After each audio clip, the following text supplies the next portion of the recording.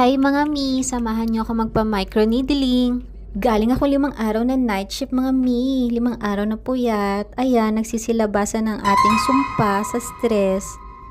Nga pala si Paloma, ang Pilipinang may 1 kilong buging dito sa Europa. Andito ko sa Visage Cosmetic and Skin Spa, mga 30 minutes away mula sa bahay namin. After ko pirmahan ng waiver, nag-start na rin kami. First time ko magpa-microneedling. Kayo ba, na-try nyo na? After niya i-disinfect ang aking muka, gumamit ng 0.5 needle ang aking esthetician para mag-create ng micro-injury sa aking balat.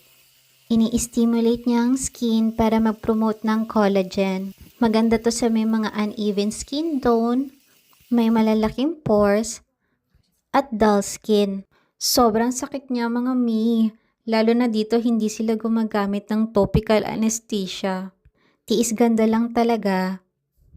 Kailangan mo din siyang gawin every 4 to 6 weeks. Shoutout nga pala sa maganda at mabait kong esthetician si Madam Pantea. After ng microneedling, ang next step naman ay red light therapy.